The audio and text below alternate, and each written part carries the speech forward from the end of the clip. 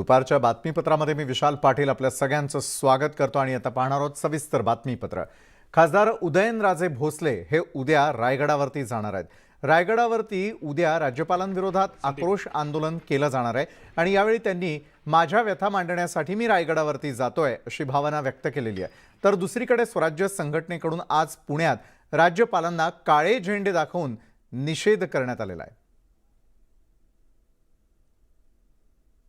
छत्रपती संभाजीराजे हे चांगलेच आक्रमक झालेले होते आणि त्याचबरोबर त्यांनी आज पत्रकारांशी बोलताना विविध विषयांवरती आपलं वक्तव्य केलेलं आहे। राज्यपालांनी केलेला जो आत्तापर्यंत वक्तव्यासंदर्भातला वाद आहे तो लवकरात लवकर मिटवावा, त्यावरती राज्य सरकारनं बोलावं, त्याचबरोबर अनेक विषयांविषयी आपण नाराज असल्याचं देखील ते म्हणाले।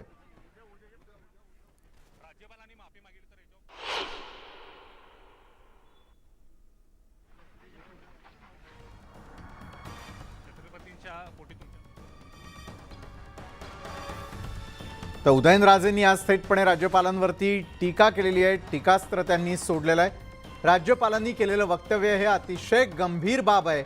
आता मात्र रडायचं नाही तर लढायचं। स्वराज्य संघटनेकडून पुण्यामध्ये या संदर्भात आंदोलन केलं जाणार आहे। तर पुढची भूमिका आपण लवकरच स्पष्ट करणार असल्याचंही त्यांनी सांगितलं।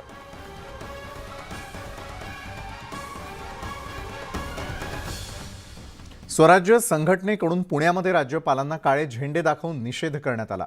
छत्रपती शिवाजी महाराज आणि महापुरुषांबाबत केलेल्या वादग्रस्त वक्तव्याच्या संदर्भात राज्यपालांचा निषेध करण्यात आला। तर राज्यपाल हटवा, अस्मिता वाचवा, छत्रपती शिवाजी महाराज की जय अशा घोषणा देत राज्यपालांचा निषेध करण्यात आलेला आहे।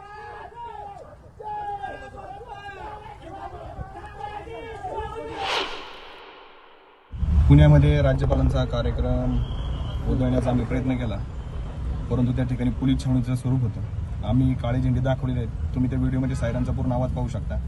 राज्यपालांनी आम्ही काळे झेंडे पाठवणं, घोषणा देणे सर्व पाहिलेलं आहे। राज्यपालांनी नैतिकता स्वीकारून या राज्यपालपदाचा राजीनामा द्यावा, स्वइच्छेने असू देत किंवा कसंही त्यांना काढून टाकलं तर, परंतु तात्काळ या राज्याच्या राज्यपालपदावरून त्यांना काढलं पाहिजे। स्वराज्य संघटना राज्यभरात अशा पद्धतीने त्यांचे कार्यक्रम उधळणे, त्यांना काळे झेंडे दाखवणे अशा पद्धतीचे आंदोलन करणार आहे।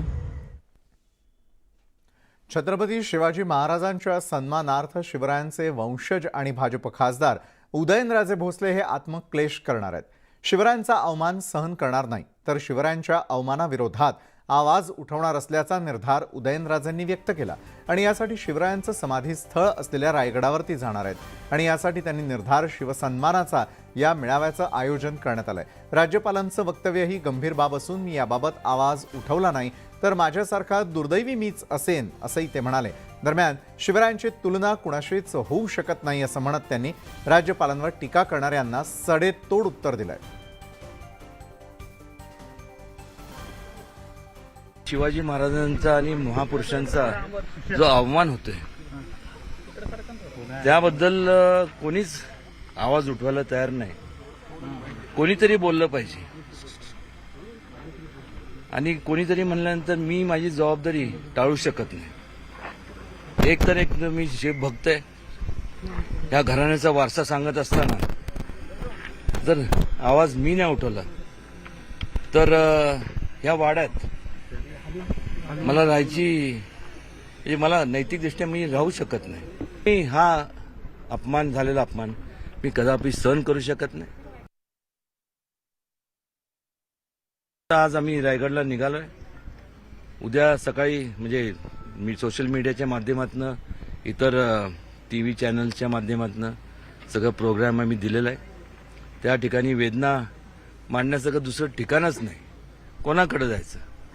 आज जग एवढं व्यक्तिकेंद्रित झालेलं आहे की प्रत्येकाला आपल्या शिवाय किंवा आपल्या स्वार्थापलीकडे कोणीच दिसत नाही आणि त्यामुळे छत्रपती शिवाजी महाराजांच्या समाधीस्थळावर जाऊन आम्ही आमच्या वेदना म्हणा किंवा जे काय म्हणणं आहे त्या ठिकाणी त्याची मांडणी करणार आहे। कोणी नाही बोललं माझ्याशी, एक लक्षात घ्या। आणि माझ्याशी म्हणजे त्यांच्या कोणाच्या फोनची वाट बघत नाही की ते काय बोलले काय नाही। त्यांना जे योग्य वाटतं ते करतील, मला जे योग्य वाटतं मी करतोय। कारण की तुम्ही आम्ही गेल्यानंतर सुद्धा आज ना उद्या आपल्याला सर्वांना जायचंय। हेच एकमेव सत्य आहे संपूर्ण सगळ्यांच्या आयुष्यातलं।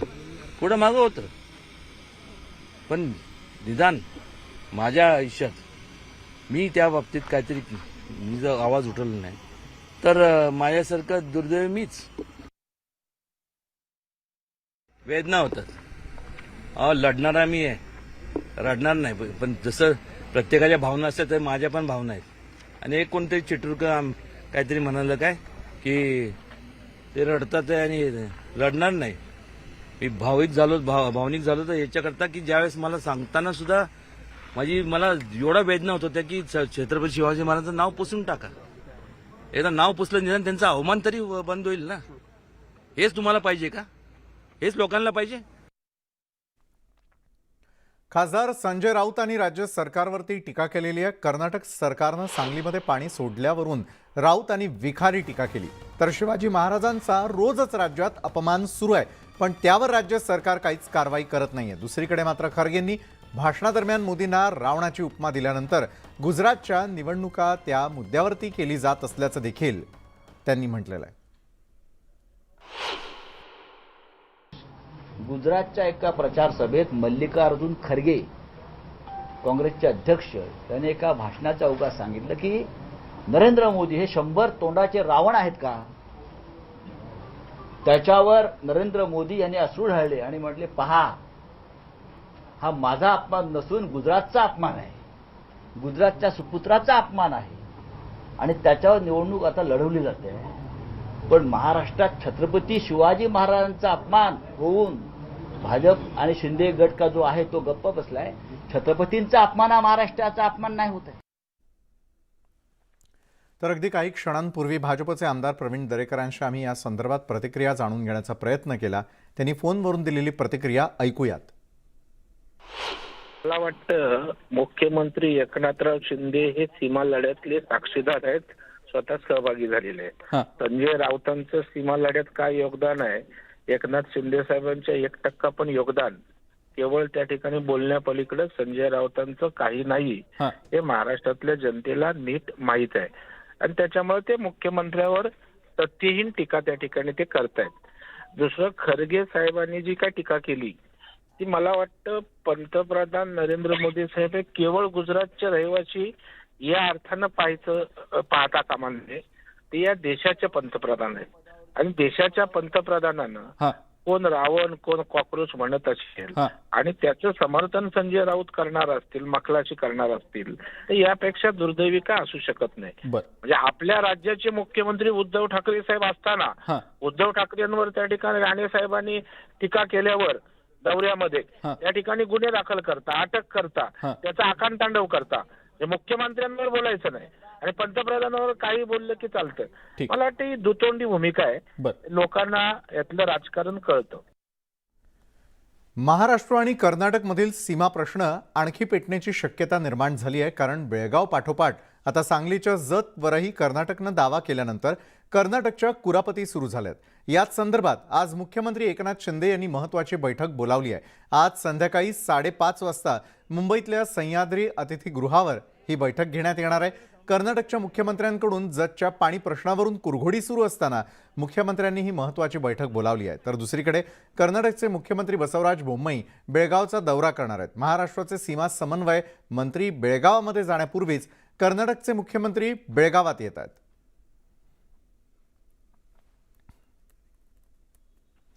उद्धव ठाकरे यांनी एका कार्यक्रमामध्ये महिला मुख्यमंत्री होणार असल्याचं सुतोवाच केलेलं होतं आणि यावरून बुलढाण्याचे आमदार संजय गायकवाड यांनी उद्धव ठाकरेंना खडे बोल सुनावलेत.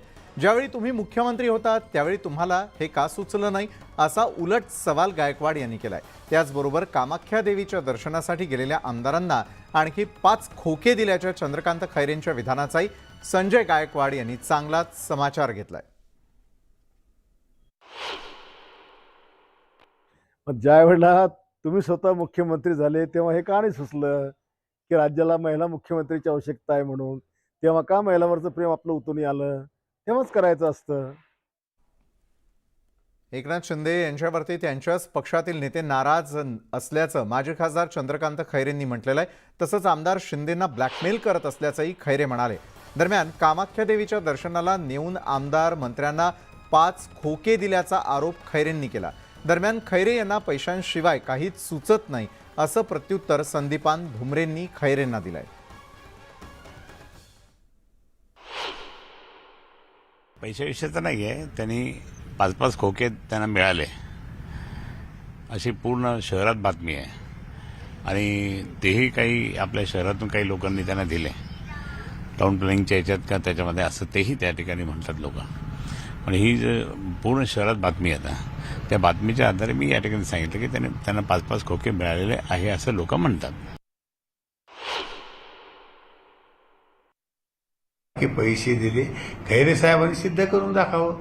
इतक्या जणांना जर 5-5 दिले त्यांना जर माहीत होतं तर ते त्याच वेळेस दाखवून द्यायचे की यांना पैसे दिले म्हणून.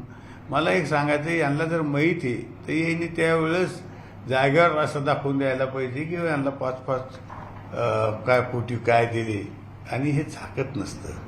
5 कोटी त्या खैरे साहेबालाच माहिती आहे. 5 कोटी 50 कोटी हे सगळं खैरे साहेबाला माहिती आहे म्हणून आम्हाला पैशाची गरज नाही. उदयनराजे यांनी संतप्त प्रतिक्रिया देत असताना दुसरीकडे या संदर्भात माध्यमांशी बोलणं देखील केलेलं होतं आणि त्यानंतर आपण रायगडावरती जाऊन आपली भूमिका स्पष्ट करणार असल्याचं सांगितलेलं होतं. उदयनराजेंनी आपल्या या प्रवासाला सुरुवात केलेली आहे. त्यानंतर त्यांची भूमिका काय असेल, उदयनराजे त्या ठिकाणी गेल्यानंतर नेमकं काय बोलतात यावरती देखील आमचं सगळ्यांचं लक्ष असेलच.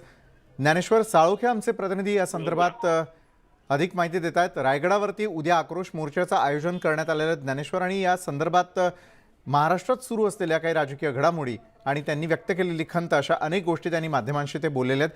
आत्ता नुकतेच ते रायगडाच्या दिशेनं रवाना होताना दिसत आहेत. काय सुरू आहे त्या ठिकाणी ज्ञानेश्वर? निर्धार शिवसन्मानाचा ही घोषणा घेऊन उदयनराजे हे रायगडच्या दिशेने रवाना झालेले आहेत. नुकतेच जलमंदिर या ठिकाणाहून ते रायगडच्या दिशेने रवाना होत आहेत. हा गाड्यांचा सगळा ताफा आपण या ठिकाणी पाहू शकतोय आणि ठिकठिकाणी उदयनराजे यांचं जोरदार स्वागत आणि त्यांच्या भूमिकेला पाठिंबा आहे तो या ठिकाणी दिला जातोय. आणि त्यासाठी अनेक संघटनांचे कार्यकर्ते सुद्धा या ठिकाणी रस्त्यावरती आल्याचं पाहायला मिळते. भारत क्रांती मोर्चाचे हे काही कार्यकर्ते आहेत ते आता उदयनराजे भेट घेत आहे आणि त्यांच्या भूमिकेला आहे तो पाठिंबा देताना आपल्याला पाहायला मिळते. खरं तर उदयनराजे हे राज्यपालांच्या भूमिका विरोधात आक्रमक झाले नाही. शिवाजी महाराज यांचा राज्यपालांनी अपमान केला त्यावर कारवाई करावी अशा पद्धतीची मागणी उदयनराजे आहे. मात्र अद्यापही राज्यपालांच्या पद्धतीने कारवाई झालेली नाही. त्याशिवाय विविध लोक सुद्धा आहेत ते छत्रपतींचा अपमान करतायत आणि त्यामुळे या अपमानाला कुठेतरी या ठिकाणी कडक कारवाई करावी आणि ही भूमिका घेऊनच रायगडच्या दिशेने उदयनराजे जाताना पाहायला मिळतात. आणि तिथं रायगडवरती गेल्यावरती निर्धार शिवसन्मानाचा घेऊन ते राज्यवासियांना सुद्धा या ठिकाणी संबोधणार आहेत आणि यामध्ये नेमकी उदयनराजे काय भूमिका मांडतात ते पाहणं सुद्धा महत्वाचं असणार आहे. एकूणच पाहायला गेलं तर उदयनराजे त्या ठिकाणी आक्रमक झाल्याचं पाहायला मिळते आणि या आक्रमक भूमिकेतून उदयनराजे या ठिकाणी आता सध्या रायगडकडे रवाना झाल्याचं आपल्याला दिसून येत आहे. बरोबर आहे. उदयनराजे एकटेच नसून त्यांच्यासोबत हा गाड्यांचा ताफा आणि एक प्रकारे रॅली निघाल्याचंच आपल्याला पाहायला मिळत आहे. तर ज्ञानेश्वर, प्रतिसाद कसा आहे? त्यांचे साथ संगत अजून कोण कोण त्या ठिकाणी देणार आहे आणि त्यांच्या सोबतीनं रायगडावरती कोण कोण जाताना दिसून येईल? अनेक जण आहे ते शिवप्रेमी सध्या रायगडच्या दिशेने रवाना होताना आपल्याला पाहायला मिळत आहेत.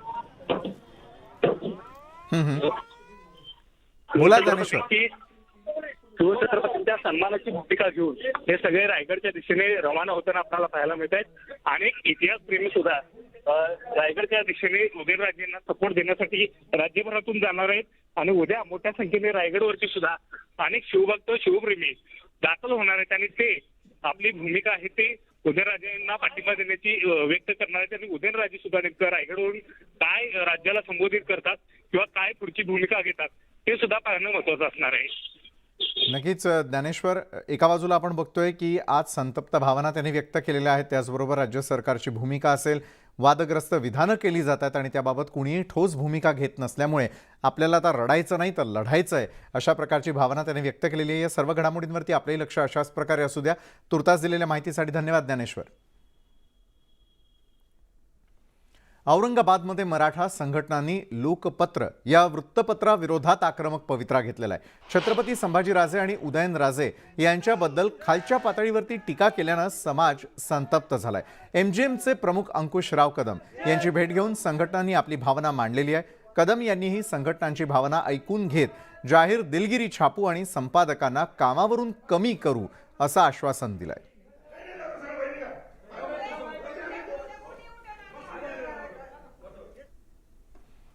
कोल्हापूर महानगरपालिका ॲक्शन मोडमध्ये आलेली पाहायला मिळते, कारण महापालिका प्रशासक डॉक्टर कादंबरी बलकवडे यांचा ठेकेदारांना चांगलाच दणका बसलेला आहे. कारण मुदतीत काम सुरू न केलेल्या 39 ठेकेदारांना कारणे दाखवा नोटीस बजावण्यात आलेली आहे. कामाच्या दिरंगाईबाबत ठेकेदार शैलेश भोसलेंना 24,000 रुपयांचा दंडही सुनावण्यात आलेला आहे. तर महापालिका प्रशासकांनी दिलेला हा सर्वात मोठा दणका म्हणावा लागेल. तर दंड हा पगारातून वसूल करण्याचे पालिकेने थेटपणे आदेश दिल्याची या क्षणाची सर्वात मोठी बातमी. तर यावेळेला घेण्यात आलेली सर्वात मोठी ही दंडात्मक कारवाई आपल्याला म्हणावी लागेल, आणि ती म्हणजे दंड हा पगारातून वसूल करण्याचे पालिकेचे आदेश असतील. कोल्हापूर महानगरपालिकेमध्ये घेण्यात आलेला या क्षणाचा सर्वात मोठा निर्णय आणि सर्वात मोठे आदेश काढण्यात आलेले आहेत. कामाच्या दिरंगाईबाबत ठेकेदार शैलेश भोसले यांना देखील 24,000 रुपयांचा दंड त्या ठिकाणी सुनावण्यात आल्याची सर्वात मोठी बातमी आपण या क्षणाला पाहतोय. कोल्हापूर या ठिकाणी आतापर्यंत अनेक ठेकेदार जे होते त्या ठेकेदारांसंदर्भात घेतलेली ही सर्वात मोठी भूमिका. महापालिका प्रशासकांना चांगलाच जो आहे तो त्या ठिकाणी निर्णय घेत ठेकेदारांना दणका दिलेला आहे. डॉक्टर कादंबरी बलकवडे यांनी ठेकेदारांना हा दणका दिलेला आहे. मुदतीमध्ये काम सुरू न केलेल्या 39 ठेकेदारांना कारणे दाखवा नोटीस बजावली गेलेली आहे.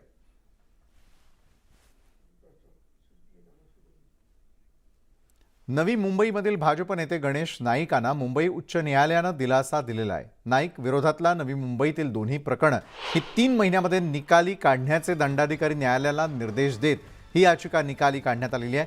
नाईक विरोधात लिव्ह इनमध्ये सोबत राहणाऱ्या महिलेनं केलेल्या आरोपांमध्ये तथ्य असूनही त्यात पुरावे उपलब्ध नसल्याचं सांगत नवी मुंबई पोलिसांनी समरी रिपोर्ट सादर केलेला आहे आणि राजकीय हेतूनं तक्रार दाखल झाल्याचा गणेश नाईकांचा दावा आहे. तर मुंबई हायकोर्टानं तो ग्राह्य देखील धरलाय.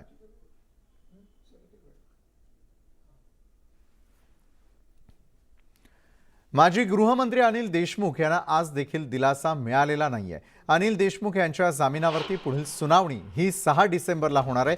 ईडीकडून दाखल गुन्ह्यात देशमुखांना जामीन मिळालेला आहे, मात्र सीबीआयकडून दाखल गुन्ह्यात त्यांच्यावरती आजची सुनावणी पार पडली, मात्र यात त्यांना दिलासा मिळाला नाहीये.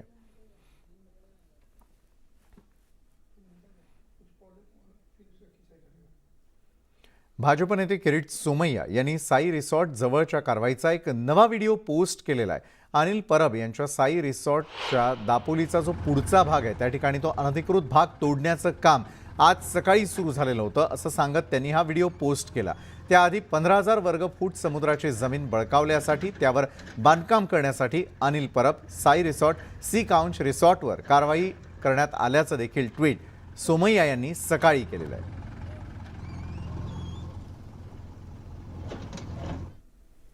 मुंबईमधील प्रसिद्ध सिद्धिविनायक न्यासकडून मोठ्या प्रमाणात घोटाळा झाल्याचा आरोप मनसेचे नेते यशवंत किल्लेदार यांनी केलेला आहे. शिवभोजन थाळी, QR कोड सिस्टम आणि नोकर भरतीमध्ये न्यासाचे अध्यक्ष बांदेकरांनी घोटाळा केला असल्याचा आरोप यशवंत किल्लेदारांनी केलेला आहे. यशवंत किल्लेदार यांनी या संदर्भातले पुरावे देखील सादर केलेले आहेत. दरम्यान या प्रकरणाची चौकशी करून कारवाई करण्याची मागणी त्यांनी केली. कारवाई न झाल्यास आंदोलनाचा इशारा यशवंत किल्लेदार यांनी दिलाय. अध्यक्ष बांदेकरांनी शासनाला पत्र लिहिलं की आम्ही तुम्हाला ह्या थाळ्या न देता आम्ही तुम्हाला अर्थसहाय्य देतो 5 कोटीचं. खरं तर हे न्यासाच्या घटनेमध्ये अशा तरतुदी नसताना देखील त्यांनी संचालकांची बैठक घेऊन अन्य विश्वस्तांशी हा ठराव मंजूर केला आणि 5 कोटी शासनाला पाठवायचं मंजूर करून घेतलं. आता हा खटाटोप अध्यक्ष बांदेकरांनी कशाला केला? उद्धवजींच्या गुड बुकमध्ये जाण्यासाठी. कारण त्यांना ती टर्म संपत येत होती आणि ती टर्म परत त्यांना वाढवून घ्यायची होती आणि प्लस त्यांना कॅबिनेट मंत्री दर्जा जो हवा होता या पदाला तो मिळवायचा होता. जे विषय मांडले ते इत्तंभूत विषय एका पत्राद्वारे मुख्यमंत्री आणि उपमुख्यमंत्र्यांना आम्ही तक्रारीद्वारे देणार आहोत. पुढच्या आठवड्यात ती तक्रार आम्ही मुख्यमंत्री आणि उपमुख्यमंत्र्यांकडे दोघांनाही करणार आहोत. आणि जी काही आता चौकशी चालू आहे ती अजून कडक करावी आणि त्याच्यावर गांभीर्याने हा विषय घ्यावा आणि तातडीने हे सर्व विश्वस्त मंडळ आहे हे बरखास्त करावं. त्यातले बरेचसे विश्वस्त चांगले देखील आहेत म्हणून तर त्यांनी ॲफिडेविट दिली. परंतु आदेश बांदेकर आणि संबंधित जे सिग्नेटरी आहेत ते सावंत यांच्यावर कडक कारवाई व्हायला हवी आणि ताबडतोब त्यांना बडतर्फ करायला हवं. शिवाजी महाराजांच्या टीकेवरून बाळासाहेबांचे शिवसेना गटाचे प्रवक्ते नरेश म्हस्के हे चांगलेच संतापले असून त्यांनी काव्यात्मक ट्विट करून शरद पवार राष्ट्रवादीचा समाचार घेतलेला आहे. तर संजय राऊत, सुषमा अंधारे यांनी जोरदार भाषेमध्ये त्यांना टोला देखील लगावलेला आहे.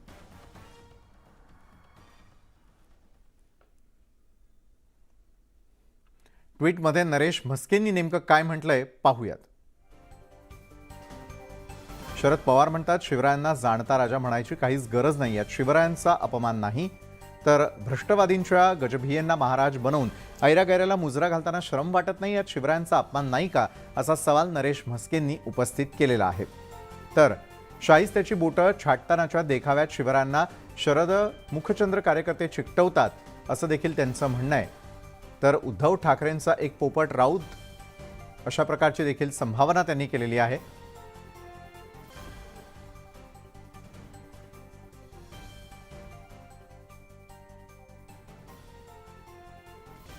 नरेश म्हस्के यांनी केलेली टीका आपण या क्षणी पाहतोय.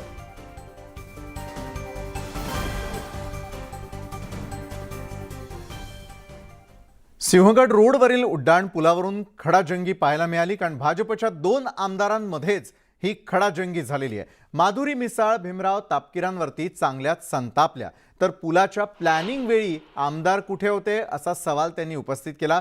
माधुरी मिसाळ मात्र त्या ठिकाणी चांगल्याच आक्रमक दिसून आल्या. पुण्यातील सिंहगड रोडवरील असलेल्या उड्डाण पुलाच्या या वादाचा आपण व्हिडिओ यावेळेला पाहतोय. तर ज्यावेळेला ही खडाजंगी झालेली होती त्यावेळेला माधुरी मिसाळ भीमराव तापकीरांवरती चांगल्याच संतापलेल्या होत्या.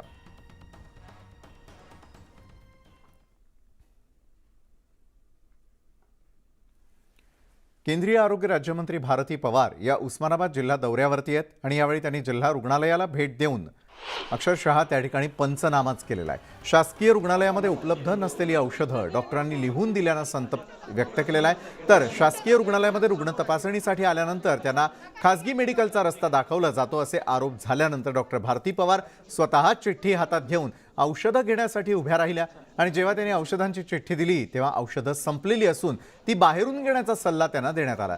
यानंतर संतापलेल्या केंद्रीय आरोग्य मंत्र्यांनी जिल्हाधिकारी कार्यालयात बैठक लावली. तसंच संबंधित डॉक्टरांची चौकशी लावण्याचे आदेश देत ऑडिट करण्याचे आदेश दिले.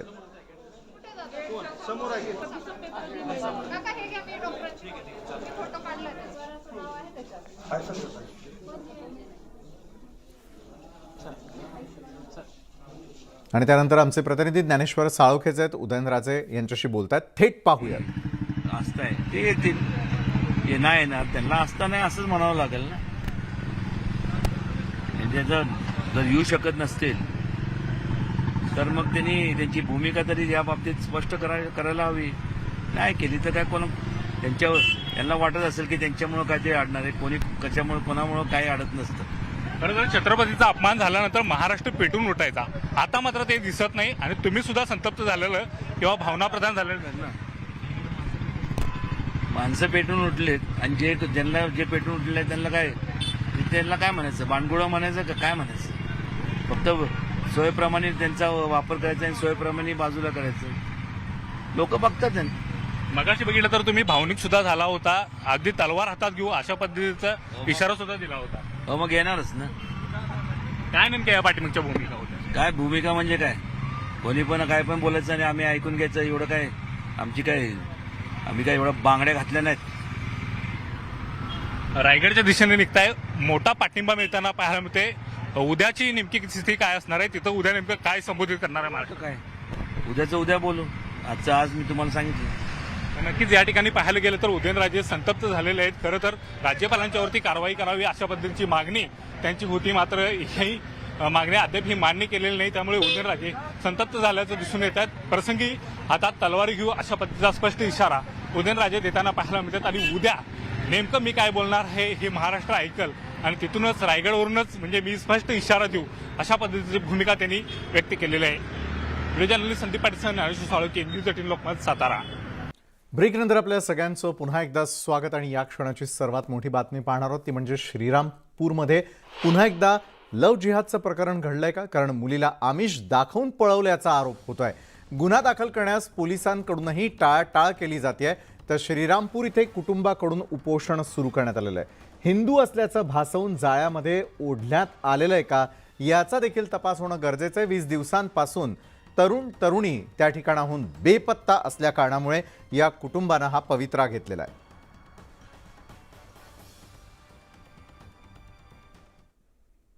हरीश दिमोटे आमचे प्रतिनिधी या संदर्भात अधिक माहिती देत आहेत. हरीश, हिंदू असल्याचं भासवून जाळ्यात ओढल्याचा आरोप या कुटुंबियांकडून केला गेलेला आहे. त्यामुळे पुन्हा एकदा श्रीरामपूरमध्ये लव्ह जिहादनं डोकं तर वर काढलं नाहीये. हरीश, नक्कीच विशाल, आपण जर बघितलं तर गेल्या काही महिन्यापूर्वी आपण श्रीरामपूरचं लव्ह जिहाद प्रकरण महाराष्ट्राच्या जगाच्या समोर आणलेलं होतं आणि त्यानंतर मोठी कारवाई पोलिसांनी केली आणि अनेक आरोपींना अटक देखील झालेली होती. मात्र कुठेतरी अजूनही हे लव्ह जिहादचं जे प्रकरण आहे हे थांबताना दिसत नाहीये. श्रीरामपूरमध्ये पुन्हा एकदा लव्ह जिहादने डोकं वर काढलेलं दिसतंय. 20 दिवसापूर्वी श्रीरामपूरमधली एक अल्पवयीन मुलगी आहे जी अमन शेख नावाच्या तरुणाबरोबर बेपत्ता झाल्याचं तिच्या पालकांचा आरोप आहे आणि त्यानुसार त्यांनी गुन्हा देखील दाखल करण्याचा प्रयत्न केला. मात्र पोलिसांनी लव्ह जिहादचा गुन्हा दाखल केलेला नव्हता. पालक जे आहेत ते सातत्यानं पोलीस ठाण्यामध्ये खेटा मारत होते. मात्र पोलिसांनी कोणतीही दाद दिली नाही. अखेर आज मुलीचे जे पालक आहेत यांनी श्रीरामपूरमध्ये उपोषण सुरू केलेलं होतं. मात्र पोलिसांनी उपोषण देखील दडपण्याचा प्रयत्न केला आणि आज पोलीस थेट घटनास्थळी त्या उपोषणस्थळी गेले आणि मुलीच्या पालकांना तिथून बळजबरीने उचलून नेलाय. त्यामुळं कुठेतरी पोलिसांनी या मुलीचा तपास किंवा त्या ज्यांनी पळवून नेलंय त्याचा तपास करण्याऐवजी जे मुलीचे पालक दाद मागतायत, आम्हाला न्याय द्या म्हणून मागणी करतायत, कुठेतरी त्यांनाच थांबवण्याचा आणि दडपण्याचा प्रयत्न करताना दिसत आहेत. विशाल, नक्कीच धन्यवाद हरीश आपण दिलेल्या सविस्तर माहितीसाठी. आणि 20 दिवसांपासून तरुणी बेपत्ता असल्यामुळेच या ठिकाणी या पालकांची ही अवस्था झालेली आपण व्हिडिओच्या माध्यमातून पाहतोय. राज्यामध्ये सोन्याच्या खाणी असल्याचा उल्लेख मुख्यमंत्री एकनाथ शिंदे यांनी मुंबईतल्या खाण क्षेत्रातील संधी या गुंतवणूकदारांच्या परिषदेत केला. राज्यामध्ये खनिकर्म संशोधन संस्था सुरू करून या व्यवसायातील अडचणी दूर करून राज्याच्या महसुलासह रोजगारात वाढ झाली पाहिजे असं यावेळी मुख्यमंत्री म्हणाले. दरम्यान महाराष्ट्राच्या भूगर्भामध्ये कोळसा, बॉक्साईट, आयर्न यासारख्या खनिजांबरोबरच सोनंही दडल्याची माहिती समोर आली आहे. चंद्रपूर जिल्ह्यामधील मिंझरी आणि बामणी या भागात भूगर्भामध्ये सोन्याचे 2 ब्लॉक म्हणजेच खाणी आढळून आलेल्या आहेत.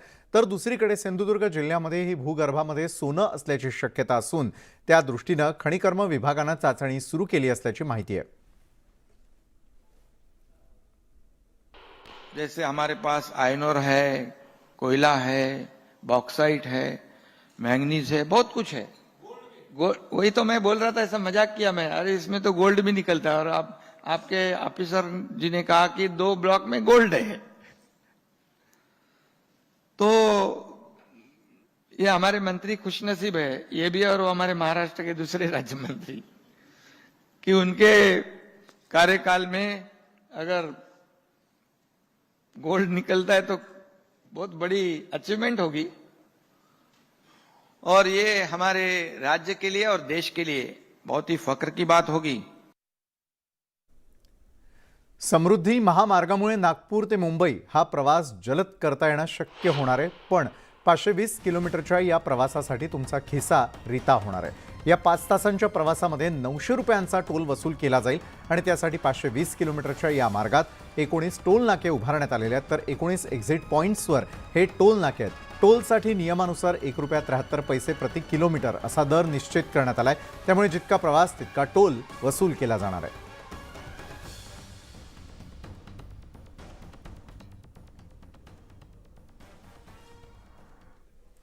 मुंबईमधील वांद्रे रेल्वे स्थानक नवीन रूपामध्ये आता आपल्याला पाहायला मिळणार आहे. सध्या वांद्रे स्थानकाचं काम सुरू आहे.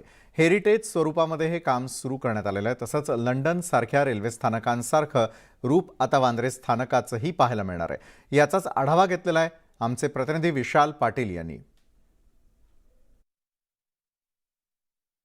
वांद्रे रेल्वे स्टेशनचं नूतनीकरण सुरू आहे आणि आत्ता मी वांद्रे रेल्वे स्टेशनच्या बाहेर आहे. खरं तर वांद्रे रेल्वे स्टेशन हे ब्रिटिशकालीन स्टेशन म्हणून ओळखलं जातं आणि याच रेल्वे स्टेशनला आता ब्रिटिशकालीन लूक देण्याचं काम जे आहे हे सुरू झालेलं आपल्याला पाहायला मिळते. सद्यस्थितीला या ठिकाणी सर्व काम जे आहे हे सुरू झालेलं आहे आणि येणाऱ्या काळात वांद्रे रेल्वे स्थानक जे आहे हे वेगळ्या नवीन रूपात आपल्याला पाहायला मिळणार आहे. ज्या पद्धतीनं लंडन या शहरामध्ये जी रेल्वे स्टेशन आपल्याला पाहायला मिळतात तशाच पद्धतीचं रेल्वे स्टेशन जे आहे हे वांद्रे रेल्वे स्टेशन आपल्याला पाहायला मिळणार आहे. सध्या या स्टेशनचं काम जोरदार होताना आपल्याला पाहायला मिळतंय. एकत्रित जर पाहायला गेलं तर लूक सुद्धा जो आहे जो आपल्याला विदेशामध्ये खास करून लंडनमधील जी रेल्वे स्थानकं आहेत या स्थानकांवरती अशा पद्धतीचा लूक जो आहे हा आपल्याला पाहायला मिळतो. तशाच पद्धतीचा लूक जो आहे तो या ठिकाणी पाहायला मिळतोय. खरं तर 1888 साली हे वांद्रे रेल्वे स्थानक जे आहे हे सुरू झालं होतं आणि आत्ता आपण जर ह्या ठिकाणी पाहायला गेलं तर जी रेल्वे स्थानकाची बाहेरची जर आपण स्टाईल बघितली तर ज्या पद्धतीनं लंडन सारखं शहर असेल या शहरांमध्ये ज्या पद्धतीनं रेल्वे स्थानक आपल्याला पाहायला मिळतात तशाच पद्धतीचं काम जे आहे ते या ठिकाणी पाहायला मिळतं आणि एक हेरिटेज लुक जो आहे हा देण्याचा प्रयत्न सुरू झालेला आपल्याला पाहायला मिळतो. आणि एकंदरीत जर पाहायला गेलं तर वेस्टर्न रेल्वेकडनं हे काम गेले काही दिवस सुरू आहे. जर आपण या स्थानकाकडे जर पाहायला मिळालं तर संपूर्णपणे बाहेरच्या बाजूनं लाकडी काम जे आहे हे अधिक होताना आपल्याला पाहायला मिळतं. आपल्याला माहिती आहे की ब्रिटिशकालीन जे काम असतं किंवा एखादे बंगले असतील किंवा रेल्वे स्थानक असतील त्यामध्ये लाकडी काम जे आहे हे मोठ्या प्रमाणात होत असतं आणि तशाच पद्धतीचं काम वांद्रे रेल्वे स्थानकाच्या बाहेर आपल्याला पाहायला मिळते. त्यामुळे येणाऱ्या काही दिवसांमध्ये वांद्रे रेल्वे स्थानकाचं रूप आपल्याला वेगळ्या स्वरूपात पाहायला मिळणार आहे आणि हेरिटेज स्वरूपात वांद्रे स्थानक जे आहे ते आपल्याला पाहायला मिळणार आहे. Video journalist Sushil जाधवसह Vishal Patil, news 18 Lokmat, Mumbai.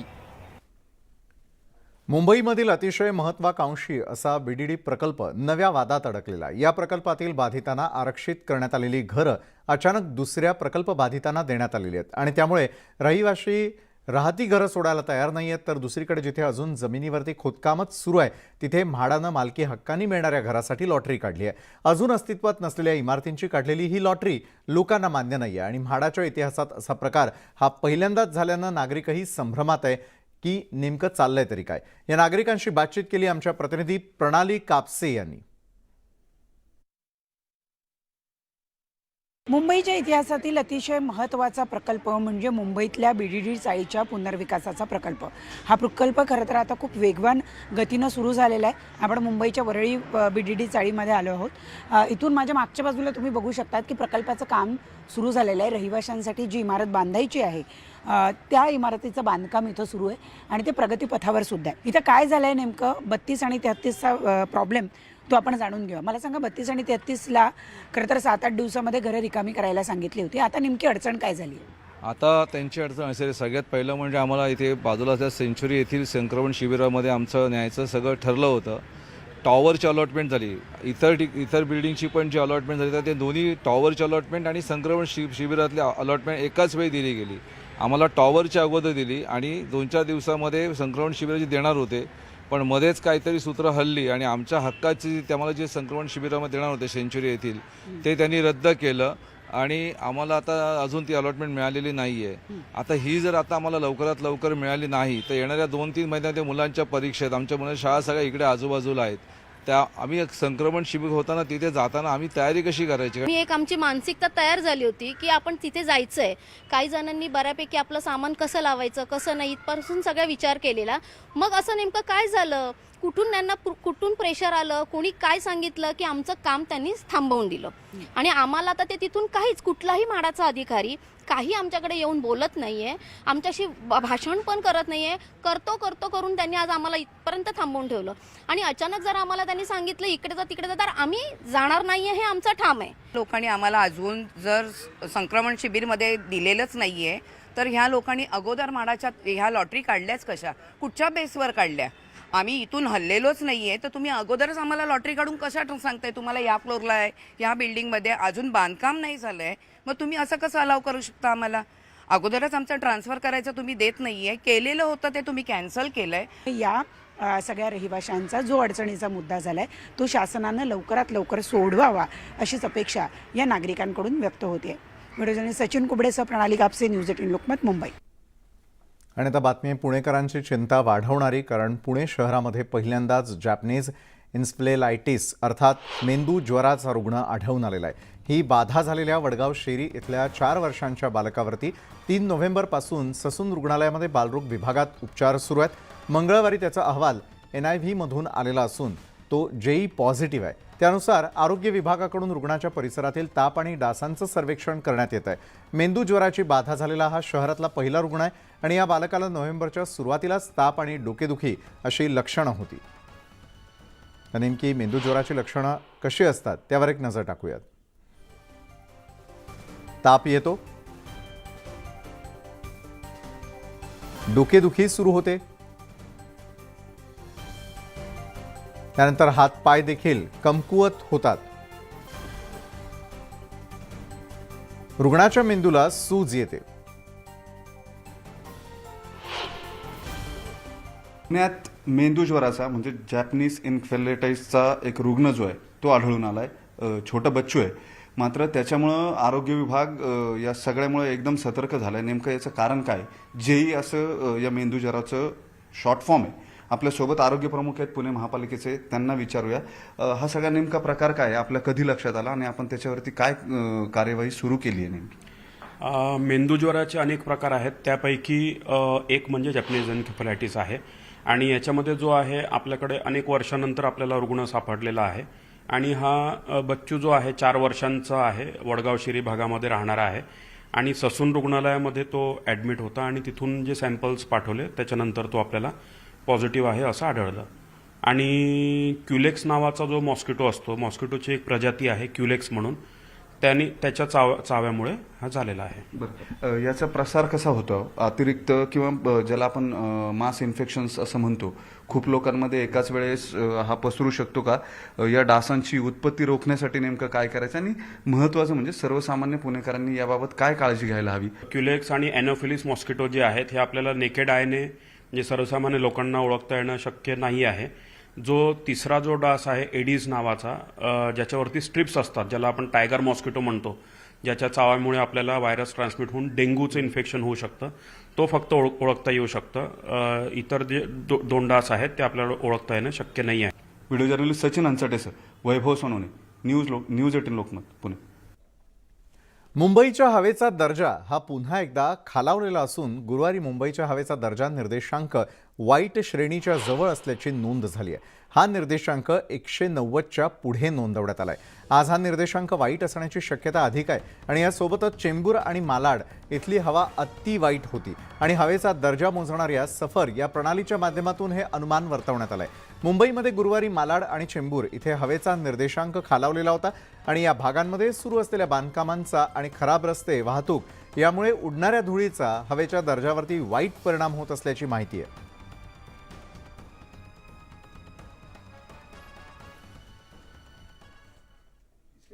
राज्यामध्ये सिंगल यूज प्लास्टिकच्या वस्तूंवरती घालण्यात आलेले निर्बंध शिथिल करण्याचा निर्णय राज्य सरकारनं घेतलेला आहे आणि या निर्णयानुसार प्लास्टिकच्या पिशव्या, स्ट्रॉ, चमचे, द्रोण आणि इतर तत्सम वस्तूंना सशर्त परवानगी देण्यात आली आहे. या नव्या निर्णयानुसार प्लास्टिकच्या 60 GSM पेक्षा कमी जाडीच्या पिशव्यांसह इतर तत्सम वस्तूंना सशर्त परवानगी देण्यात आली आहे. राज्य सरकारच्या पर्यावरण विभागानं 23 मार्च 2018ला अधिसूचना प्रसिद्ध करत सिंगल यूज प्लास्टिकवर बंदी घालण्याचा निर्णय जाहीर केला होता आणि त्यावेळी प्लास्टिक पॅकिंगवरही बंदी घालण्यात आलेली होती.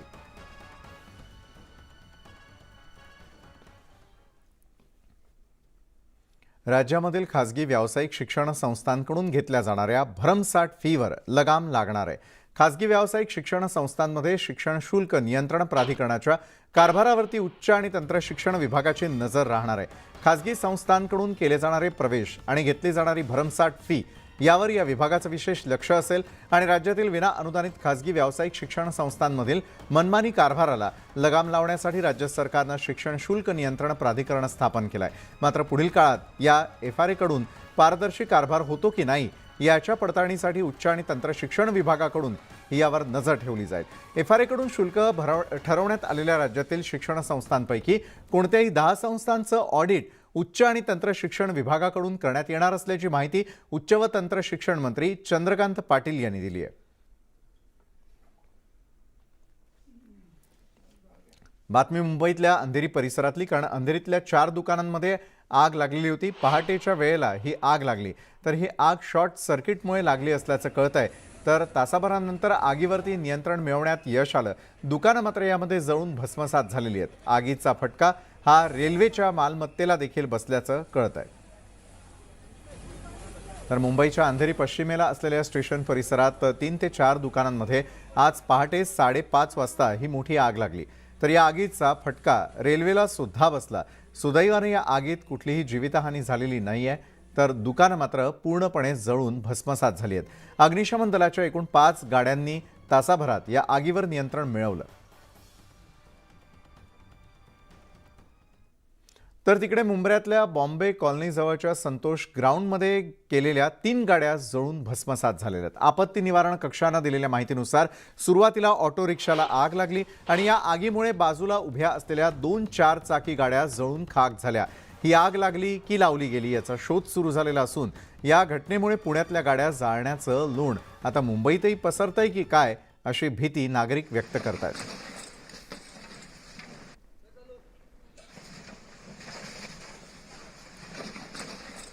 तर येवल्यामध्ये काही माथे फिरूंनी शेतकऱ्याचा मका जाळल्याची घटना घडली आहे. घराबाहेर साठवून ठेवलेल्या मक्याचं कणीस आणि चारा जाळण्यात आला. या घटनेत शेतकरी कचरू कोकाटे यांचं मोठं आर्थिक नुकसान झालंय.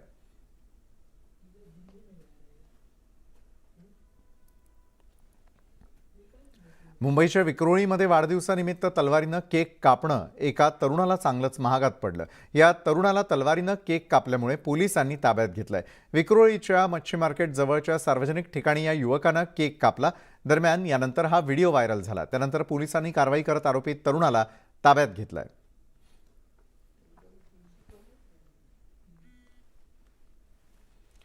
जामिनावरती तुरुंगातून बाहेर आलेल्या आरोपींवरती स्कॉर्पिओ गाडी घालून त्यांना चिरडून मारल्याची घटना लातूरच्या निलंगा तालुक्यात घडलेली आहे. वडिलांच्या खुनाचा बदला घेण्यासाठी मुलानं हे कृत्य केलं. 2021 मध्ये अनिल सोळुंके यांचा खून झालेला होता आणि या प्रकरणी एकूण 12 जणांवर गुन्हा दाखल झाला होता. त्यानंतर हे सर्वजण जामिनावरती बाहेर आलेले होते. वडिलांच्या खुनाचा राग मनात धरून आकाश सोळुंके यानं दुचाकीवरती जाणाऱ्या दोघांना स्कॉर्पिओनं धडक देऊन चिरडलं. यात एकाचा मृत्यू झालेला असून एक जण गंभीररीत्या जखमी झालेला आहे.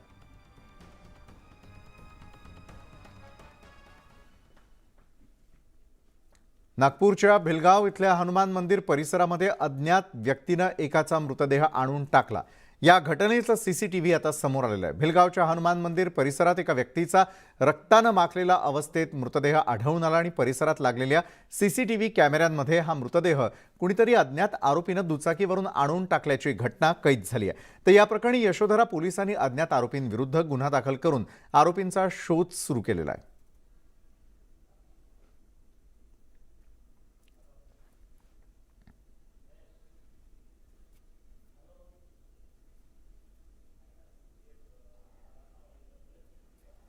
त्यानंतर बातमी आहे नाशिकमधून. नाशिकमध्ये वडापाव विक्रेत्यावरती हल्ला करणाऱ्या संशयितांना पोलिसांनी चांगलाच धडा शिकवलाय. हे हल्लेखोर टोळकं पोलिसांच्या हाती लागलेलं असून नाशिक पोलिसांनी त्यांची धिंड काढत त्यांना चोप दिला. गेल्या आठवड्यामध्ये मध्यधुंद टोळक्यानं वडापावच्या गाडीवरती धुडगूस घातलेला होता आणि या घटनेचा सीसीटीव्ही समोर आलेला होता. हे टोळकं आता पोलिसांच्या हाती लागलेलं असून पोलिसांनी त्यांना चांगलाच धडा शिकवला आणि विशेष म्हणजे ज्या ठिकाणी या हल्लेखोरांनी हल्ला केला होता त्याच ठिकाणी त्यांना चोप देण्यात आलाय.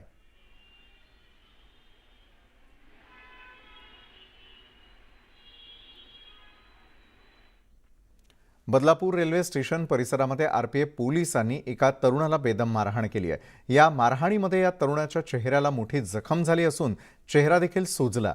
चेतन कश्यप असं मारहाण झालेल्या या तरुणाचं नाव आहे. चेतन हा बदलापूर रेल्वे स्टेशन परिसरात प्लास्टिकच्या रिकाम्या बाटल्या वेचण्याचं काम करत होता आणि त्यावेळी आरपीएफ पोलिसांनी त्याला पकडून पोलीस चौकीत नेलं. यावेळी भंगार कुणाला विकतो अशी विचारणा करून या पोलिसांनी त्याला बेदम मारहाण करून त्याच्या खिशातले पैसे देखील काढून घेतल्याचा आरोप पीडित चेतन कश्यपनं केला आहे.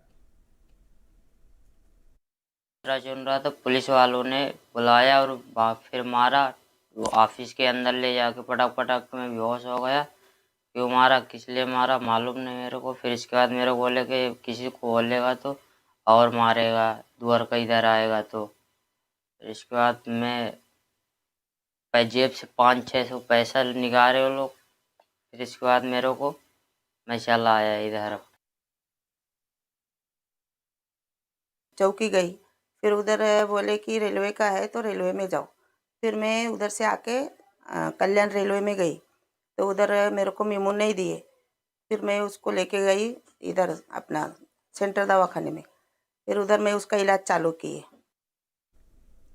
सुकेश चंद्रशेखरच्या 200 कोटी रुपयांच्या फसवणुकीच्या प्रकरणात अभिनेत्री नोरा फतेही चौकशीसाठी दिल्लीच्या ईडी मुख्यालयात दाखल झाली आहे। सुकेश चंद्रशेखर आणि त्याची कथित पत्नी अभिनेत्री लीना पॉल 200 कोटी रुपये उकळल्याप्रकरणी तुरुंगात आहेत। इतर लोकांप्रमाणेच सुकेशनं नोरा फतेहीला त्याच्या जाळ्यात अडकवण्याचा कट रचला होता। नोरा आणि जॅकलिन व्यतिरिक्त सुकेशच्या निशाण्यावरती अनेक बॉलिवूड कलाकार आणि चित्रपट निर्माते होते आणि याच प्रकरणात नोराची ईडीकडून चौकशी करण्यात येते।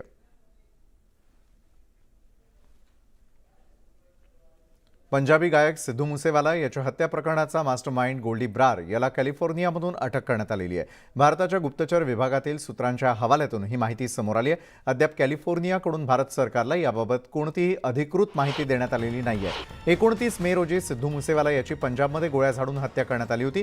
भर रस्त्यात मुसेवालावरती गोळ्या झाडण्यात आलेल्या होत्या आणि त्याचा जागीच मृत्यू झाला होता आणि या हल्ल्याची जबाबदारी बिश्नोई गँगनं स्वीकारली होती। या संपूर्ण कट आखण्याचं काम गोल्डी ब्रार या गँगस्टरनं लॉरेन्स बिश्नोईच्या साथीनं केलेलं होतं।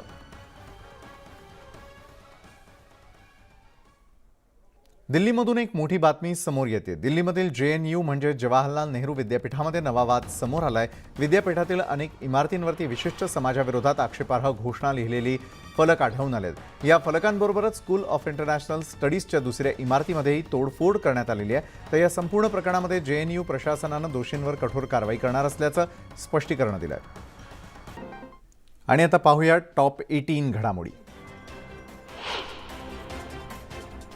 अभिनेता हार्दिक जोशी आणि अभिनेत्री अक्षया देवधर यांचा विवाह सोहळा आज संपन्न झाला। दरम्यान दोघांचा पारंपरिक पोशाखातील लुक समोर आलेला आहे। सोशल मीडियावरती या शुभेच्छांचा वर्षाव देखील होतोय आणि व्हिडिओ देखील व्हायरल होतोय।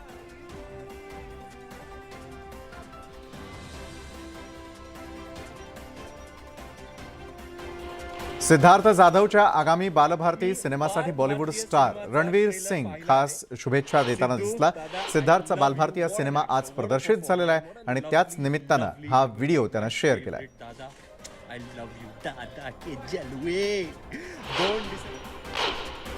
बॉलिवूडचा किंग शाहरुख खानच्या आगामी पठाण सिनेमाबाबत एक मोठी माहिती समोर आली आहे। या सिनेमाचं शूटिंग तब्बल 8 देशांमध्ये करण्यात आलं। यात भारत, स्पेन, UAE, तुर्की, रशिया, सायबेरिया, इटली, फ्रान्स आणि अफगाणिस्तान या देशांचा समावेश आहे। हा सिनेमा हिंदी, तमिळ आणि तेलुगू भाषेमध्ये 25 जानेवारी 2023ला रिलीज होईल।